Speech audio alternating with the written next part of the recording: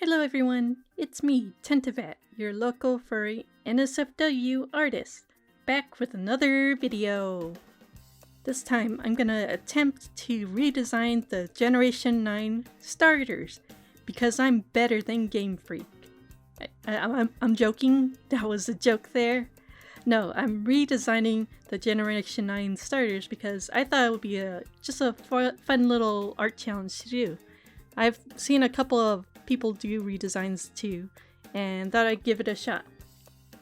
Please note, I'm just a fan of character designs and Pokemon, and I only took one class of character development in community college, so I may not be the best, but I just wanted to have fun with it. Okay, we're starting off with Sprigatito. I like to start off with a few sketches to get my mind all warmed up. I had an idea for this starter for the redesign. I thought it should more resemble a ragdoll cat if possible, because they got that dark pattern on its face and plus its ears. I also got a pic of a fern on the side to inspire me to input more plant aspects into the designs, but I ended up not using that. And yeah, I think the main thing I wanted to change was the body type, neck fluff, and cheek fur. Like I said, I wanted the design to resemble more of a ragdoll, and ragdolls are known to be big and heavy-bodied cats. Yeah, basically I just wanted to make a more chunky Pokemon, or fluffy as some people may call it. I also thought the neck fluff was kind of too complicated in this original state. It has like 5 whole points to it. I thought we could simplify it or even stylize it in an interesting way. And finally, the cheek fluff. We could change the size of it, or change the shape of it, or point it in different directions. But yeah, first we're just playing with the shapes and proportions of this creature. Gotta say, I really like the cheek fluffs on the last sketch, but I wanted to sketch more and see what else I could make. As you can see now, I brought in a picture of baby Floppa, also known as a caracal, because they got those distinct fur ends on their ears, and I tried that out, but I wasn't vibing as I thought I would. Just thought it was too pointy, kind of like a chespin. And here, I was just playing with the ratios and proportions between the head, neck fluff, and body, and see what I liked best. I gotta say, I just really like redesigning this cat character. Like, I had to, I get to draw cheek fluffs all day, and I just thought it was very, very cute, is all. I also love getting to draw their little faces, too. A lot of them came out very cute. I know in the original design, Sprigatito had these big eyes and big smile. I've seen some redesigns where they made Sprigatito more smugger and half-lidded eyed. But no, I wanted to keep the big smile and happy face for this type, for this redesign. I didn't want to go to the smug route for this design. It's not a snivy or anything. It's a happy cat. And here I basically chose my favorite sketch and just refined the cheeks a little more. I was really liking this sketch, but then I realized the cheek fluffs, it looked too much like a raccoon rather than a cat. So that was a no-go, and then I played around with the cheek fluffs a little more, see how I could change it up. Also, I gotta say, Fluffless Sprigatito is a little cursed. But once I had something I was satisfied with, I started rendering it. As you see, I ended up with the upwards cheek fluff. I think it really captures the ragdoll idea more. Actually, there's probably better ways to do it, but this is what I went with. And here I go, starting to line. By the way, I've been really liking using the vector layer in Clip Studio for my line work, because I can adjust the line weight after I'm done with it. I tend to want to thicken it in areas, but sometimes I would want areas to look cleaner, so then I would thin it out. It's really helpful, especially for this mock Pokemon style. What parts of the line work would I thicken? Well, it depends on, well, the shading. If I imagine the light source on the top left, then I'm gonna thicken the line art that's more on the bottom right. So it kind of acts like a shadow there. I would also want to thicken parts of the body that's clearly separated, like the neck fluff. I would thicken it up so that it's separate from the body. Like it looks more like it's on top of the body rather than attached to it. And of course I thickened the outline of the eyes because that's where we usually just thicken it up for eyelashes. But I think it creates a nice contrast towards the face, so you can focus on the face more. Oh, I didn't outline the markings on its face because I thought the fur markings should be more subtle there. So yeah, those are my little tips when it comes to line weight. Then I started filling in the colors. I didn't stray from the original colors. In fact, I used the eyedropper tool on the official art. I think the only changes was that I made the darker green and the pinker color more saturated. All that I really wanted to change was to add a lighter color for the tail and paw ends. Now he has socks on. I added the pink color to the ears because why not? I think it looks nice to spread the pink color around the design more. I mean, if I drew this character's paw beans, I would have definitely used the pink color there. I added a nice gradient to the eyes. Then I adjusted the face markings, and then I started with my shading. I start my shading with a soft edge brush, and I would go back in with a painter leaf brush so we can have that transitional band of shadow and some reflective light. And by reflected light, I mean I erase part of the shadows. So it looks like there's a lighter area to the shadow, kind of like a gradient. I think we always can appreciate a nice gradient. Gotta say, this is one of the hardest parts to mimic the official art style because the shadows aren't very complex and you don't want to overdo it. It's the same thing with the highlights, which I see I'm on right now, and I gotta say I think I overdid it with this part. But still, I really love adding the highlights because it makes it look more complete and finished. For the color of the shadows, I think I had the layer on multiply and I just went with like a warm gray kind of color. I think it's similar to the color that's in the official art, and for the highlights, I think it leans to more a light yellow. And lastly, I don't think it's a necessary step, but I like doing it, I color some of the line work. I never colored the outer lines because I wanted to stay bold, but for the inner lines I use greens and pinks. I just think it makes it look nicer. When I went back to this drawing the next day, the very last thing I did was change the tail to a darker green. I think it works better because it separates the tail from the body so it stands out. Alright, on to the next starter. Don't worry, you'll see all the finished designs at the end of the video. Next is Fuecoco, that weird apple croc. I'm sorry, it really does look like an apple and you cannot change my mind. For my reference pictures, I got some peppers stuffed with cheese, some unusually colored crocodiles. They look so cool, don't they? I just googled unique colored crocs, and I got these. And then I got some official art of a couple of the reptile starters, Totodile and Turtwig. I know Turtwig is not a croc, but he's got stumpy little feet too. They could be cousins if you don't think about it too hard. Anyways, I started with my sketching. As you can see, I wanted its body type to look like a chili, and I was just wondering what to do with the rest of the body. For the face, I knew I wanted to include the lower jaw for the lighter color face pattern. I thought that would help make it look more like a cheese stuffed pepper rather than a sliced apple. As you can see with the most right bottom sketch, I tried to play with the design by giving him the neck fat crocs sometimes have, but I don't think it quite worked with the streamlined chili body type. I think I could have made it work if I experimented more with it, but I just wanted to continue with the bubble bobble body type.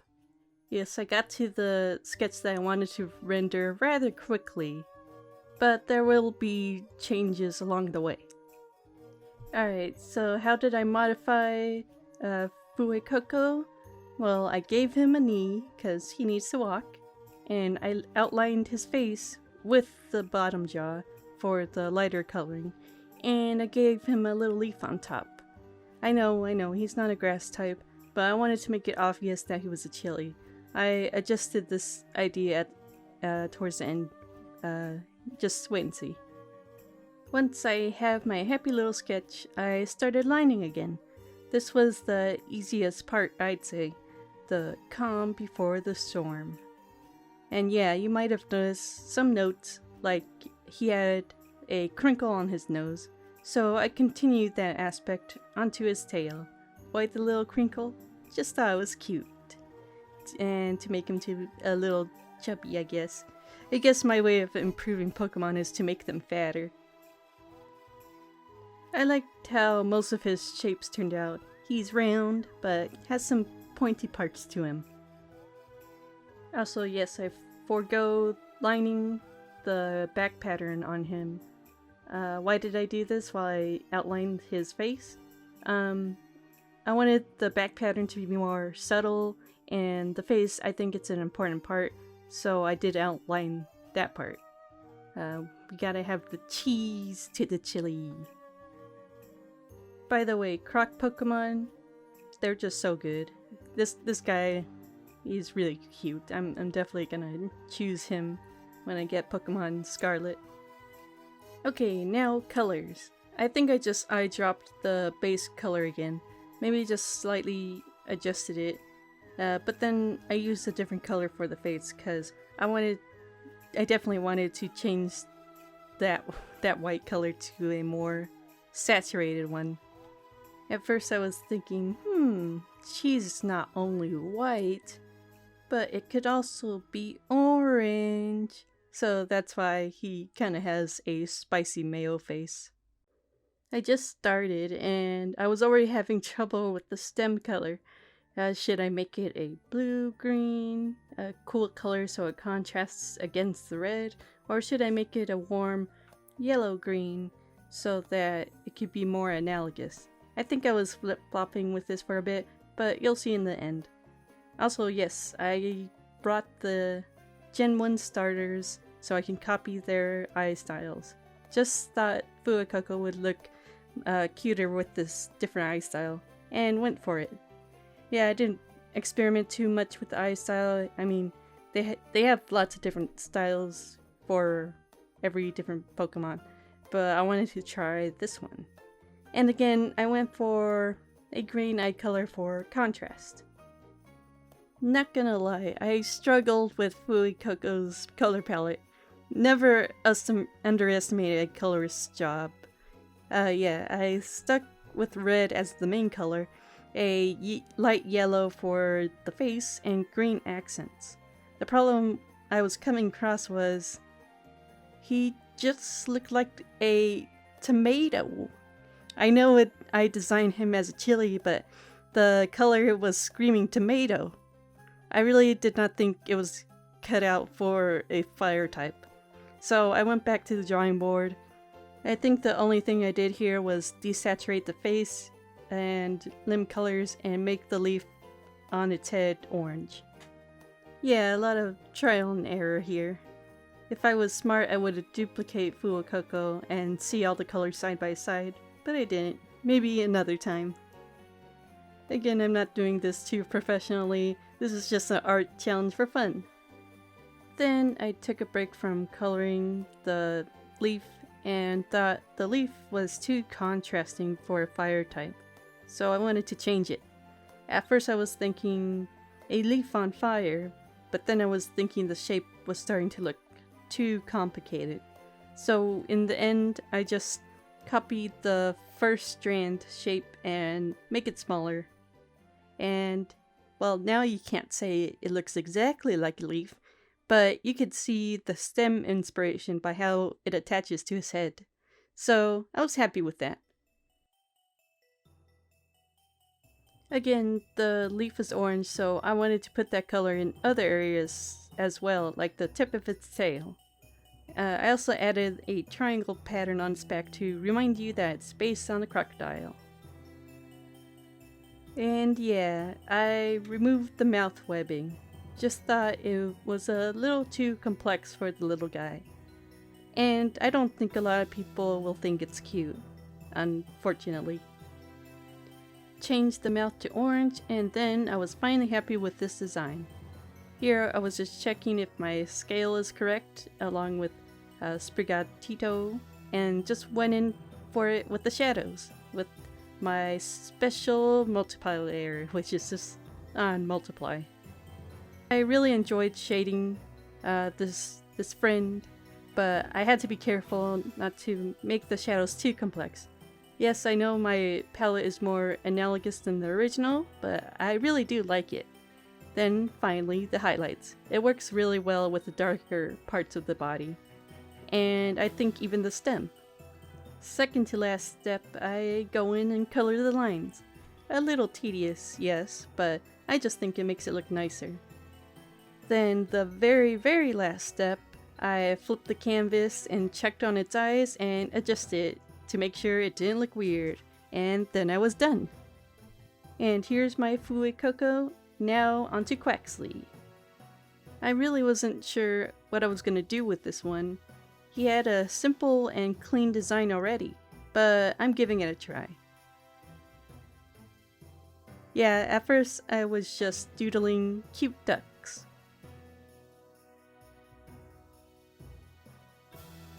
Then, as I continued to doodle, I noticed the points and angles this duck made by his wings, tail, and weird hat.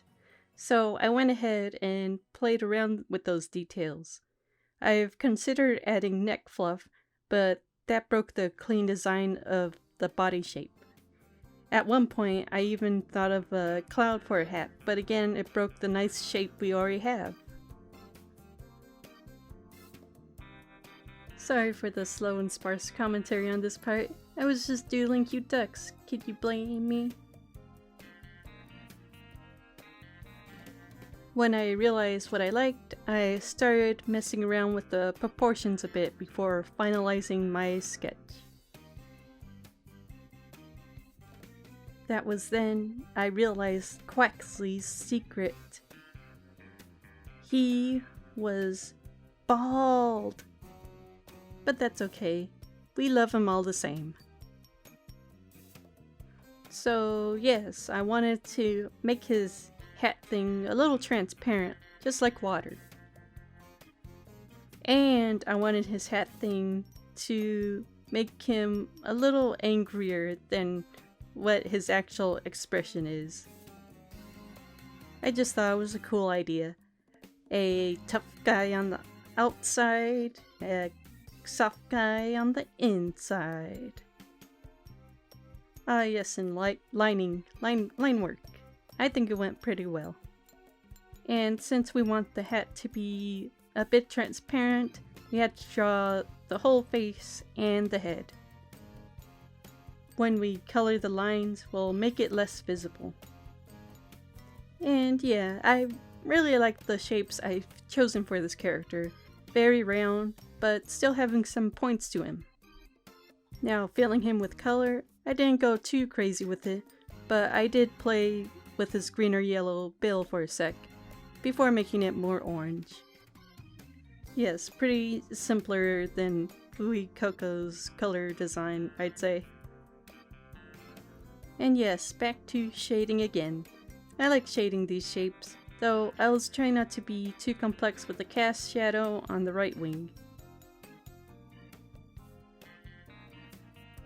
And yes, I did add some highlights, even though they weren't very apparent on the white body.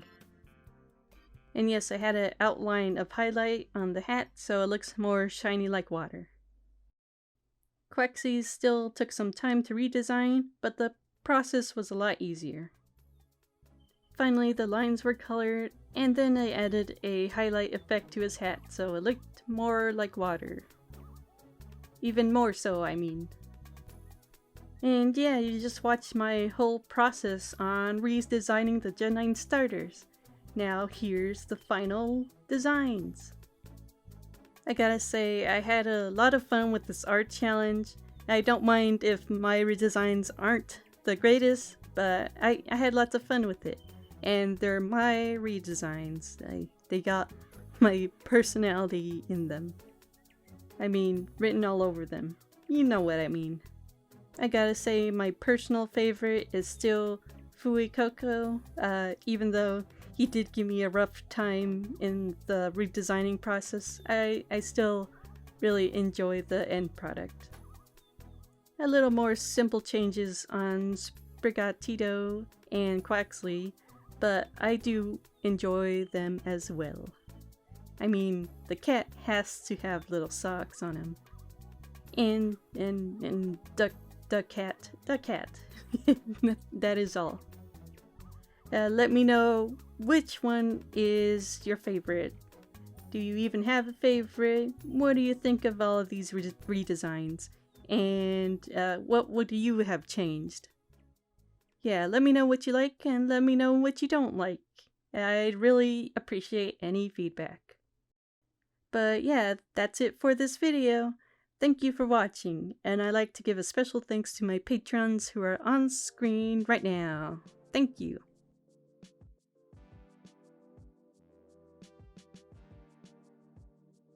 I'd like to give a special thanks to my top tier patrons who are Mainful, 7 Dead Jr., Bull Chaser, Stormy T Brave, Crumply, Cure Pringle, Grimitus, Nova, Bone Z, Jaspers, and Lieutenant Skittles. Thank you so much, and thank you for watching. See you next time.